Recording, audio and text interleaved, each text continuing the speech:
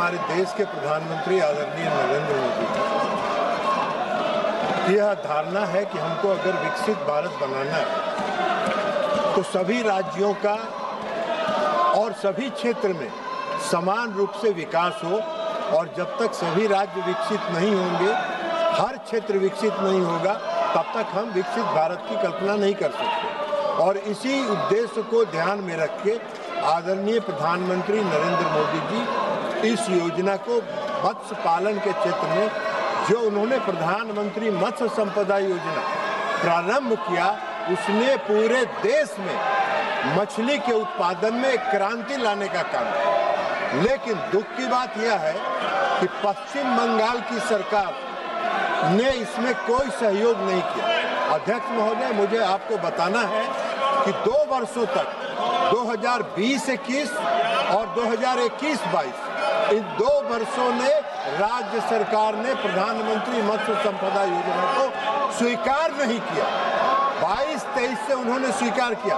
केंद्र सरकार ने पश्चिम बंगाल में जो प्रधानमंत्री मत्स्य संपदा योजना में खर्च का लक्ष्य रखा था 910 करोड़ रुपए, और उसके एवज में जब 22-23 से शुरू किया भाग लेना पश्चिम बंगाल सरकार ने, तो मात्र 221 करोड़ रुपए का ही प्रस्ताव वहां से प्राप्त हुआ, जिसमें आज तक जो राशि आवंटित की गई है केंद्रीय शेयर की 221 करोड़ रुपए, उसमें मात्र 114 करोड़ रुपया अब तक जारी किया है 221 करोड़ में, और मात्र 58.51 करोड़ पश्चिम बंगाल की सरकार ने खर्च किया है। 22-23 से आज तक जो पश्चिम बंगाल की सरकार का खर्च का जो रेशियो है वो मात्र 51%। अब अगर राज्य सरकार सहयोग नहीं करेगी तो फिर केंद्र सरकार कहीं पर नहीं है। मैंने स्वयं पश्चिम बंगाल में जाके इसकी समीक्षा किया 2 अगस्त को इसी वर्ष, और बहुत ही कनीय रैंक के अधिकारी आए जिनको कुछ पता नहीं था।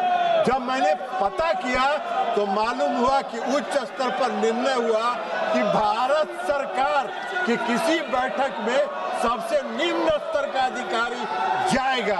यह है राज्य सरकार का सोच। तो इस देश को विकसित करने का प्रधानमंत्री मोदी जी का जो लक्ष्य है, उसमें राज्य सरकार जहां सहयोग नहीं कर रही है वहां कठिनाई हो रही है। हमारी जो योजना है वो हम राज्य सरकार के माध्यम से खर्च करते हैं, सीधे तौर पर सहयोग समिति को हम नहीं देते हैं। उनके लिए FIDF है, फिशरी इंफ्रास्ट्रक्चर डेवलपमेंट फंड है, वो उसका उपयोग करके आगे बढ़ते हैं। माननीय सदस्यगण, मैं पुनः आपसे आग्रह कर रहा हूं, प्रश्नकाल महत्वपूर्ण है, आप सदन में भागीदारी निभाएं। माननीय सदस्यगण, मैं जिस तरीके का आचरण आपका देख रहा हूं संसद के अंदर, और कई माननीय सदस्य संसद के बाहर जिस भाषा का प्रयोग संसद के लिए कर रहे हैं, वह न संसद के लिए हित के लिए न देश के हित लिए है। अगर उनके राजनीतिक दलों की यही परंपरा है तो देश देख रहा है संसद के अंदर विरोध, असहमति लोकतंत्र में होती है, लेकिन मर्यादा बनाएं, शालीनता बनाएं, और हमारे प्रयास से संसद की मर्यादा, गरिमा ऊंची हो। मैं हमेशा हर मुद्दे पर, हर विषय पर आपको पर्याप्त समय, पर्याप्त अवसर देता हूं, लेकिन मेरा आपसे आग्रह है, दुनिया का सबसे बड़ा लोकतंत्र जो दुनिया के अंदर मार्गदर्शन देता है, हमारी संसद की मर्यादा, परंपरा भी उच्च कोटि की होनी चाहिए, और विशेष रूप से आपका व्यवहार और आचरण संसद की मर्यादाओं के अनुरूप हो, ये मेरा आपसे आग्रह है। सदन की कार्रवाई आज 12 बजे तक के लिए स्थगित की जाती है।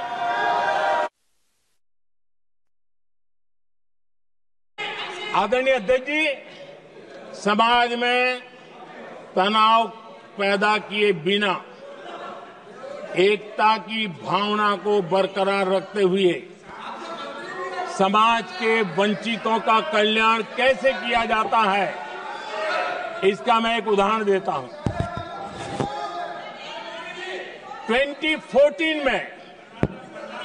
2014 में 2014 से पहले हमारे देश में मेडिकल कॉलेजों की संख्या 387 थी। 2014 के पहले मेडिकल कॉलेज की संख्या 387 थी। आज 780 मेडिकल कॉलेज हैं।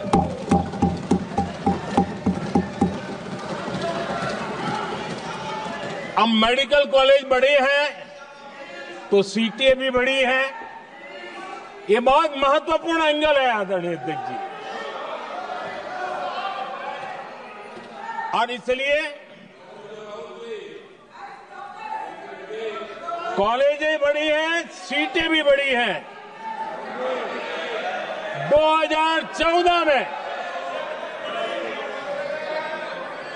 2014 में हमारे देश में एससी छात्रों की 2014 से पहले हमारे देश में एससी छात्रों की एमबीबीएस की सीट 7,700 थी। हमारे आने से पहले दलित समाज के हमारे 7,700 युवा डॉक्टर बनने की संभावना थी। 10 साल हमने काम किया। आज संख्या बढ़कर एससी समाज के 17,000 एमबीबीएस डॉक्टर की व्यवस्था की है। कहां 7,700 कहां 17,000? अगर दलित समाज का कोई कल्याण का और समाज में तनाव लाए बिना एक दूसरे के सम्मान को बढ़ाते हुए, आदरणीय अध्यक्ष जी, 2014 के पहले एसटी छात्रों के लिए एमबीबीएस की सीटें 3,800 थी। आज ये संख्या बढ़कर लगभग 9,000 हो गई है।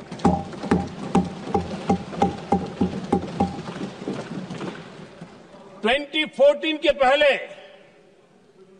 ओबीसी के छात्रों के लिए एमबीबीएस में 14,000 से भी कम, 14,000 से भी कम सीटें थी।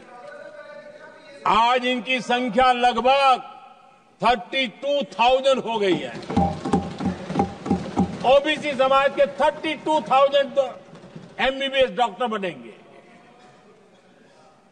आदरणीय अध्यक्ष महोदय, पिछले 10 साल में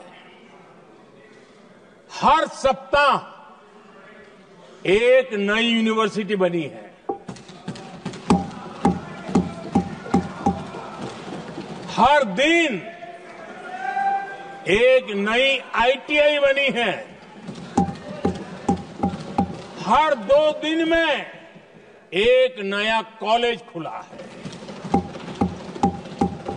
सोचिए, एससी, एसटी, ओबीसी हमारे युवा युवतियों के लिए कितनी वृद्धि हुई है, इसका आप अंदाज लगा सकते हैं। आदरणीय अध्यक्ष जी, हम हर योजना के पीछे लगे हैं 100% सिचुएशन, 100% उसको लागू करें। उसके जो भी लाभार्थी हैं वो उसमें छूट न जाए, उस दिशा में हम काम कर रहे हैं। पहले, ताकि हम चाहते हैं कि जिसका हक है उसको मिलना चाहिए। अगर योजना है, उसका हक है, तो उस तक पहुंचना चाहिए। 1 रुपया और 15 पैसा वाला खेल नहीं चल सकता। लेकिन कुछ लोगों ने क्या किया, मॉडल ही ऐसा बनाया कि कुछ ही लोगों को दो, औरों को तड़पाओ, और तुष्टीकरण की राजनीति करो। देश विकसित भारत बनाने के लिए तुष्टीकरण से मुक्ति पानी होगी। हमने रास्ता चुना है संतुष्टीकरण, तुष्टीकरण नहीं, संतुष्टीकरण, और उस रास्ते पर हम चले हैं। हर समाज, हर वर्ग के लोगों को बिना भेदभाव के जो उसके हक का है वो उसको मिलना चाहिए। ये है संतुष्टीकरण।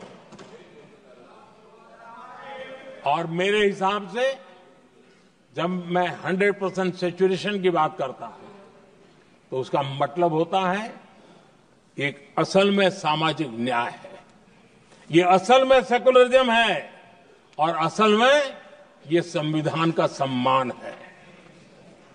आदरणीय अध्यक्ष जी, संविधान की भावना है सबको बेहतर स्वास्थ्य मिले, और आज कैंसर डे भी है। देश भर में और दुनिया भर में आज हेल्थ को लेकर के काफी चर्चा भी हो रही है।